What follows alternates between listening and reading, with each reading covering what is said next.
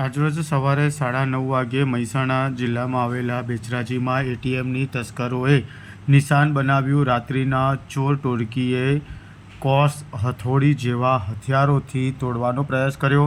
System alert વાગતા ચોર ફરાર થઈ ગયા. ગુજરાતમાં ચોર ટોળકીઓ એટલી બેફામ બની છે તેઓના વધુ એક કિસ્સો સામે આવ્યો છે.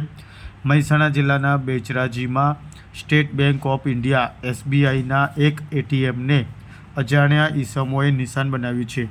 રાત્રિના ઘોર અંધારામાં શાંત બહુચરાજી ટાઉનમાં એસબીઆઈ બેંકનું આ એટીએમ ચોરીના ઈરાદે કરેલા બદમાશોએ નિશાન બનાવ્યું હતું. સીસીટીવી ફૂટેજના ફોટોમાં દેખાતા 3 અજાણ્યા ઈસમો પોતાની સાથે કોસ અને હથોડી જેવા હથિયારો લઈને આવ્યા હતા. જાણે તેઓ કોઈ મોટી લૂંટને અંજામ આપવાના તૈયાર હોય. તેમાંનો પ્રથમ એક એટીએમ મશીનનો તોડી રોકડ રકમ ચોરી કરવાનો પ્રયાસ કર્યો હતો, જેમાં માટે તેઓને હથિયાર અને વડે એટીએમને ભારે નુકસાન પહોંચાડ્યું હતું. જોકે સર્વેલન્સ સિસ્ટમથી તુરંત એલર્ટ વાગતા ચોર ટોળકી ભાગી છૂટી હતી. જે સમગ્ર બાબતે ડીવાયએસપી મિલાપ પટેલે આપ્યું નિવેદન.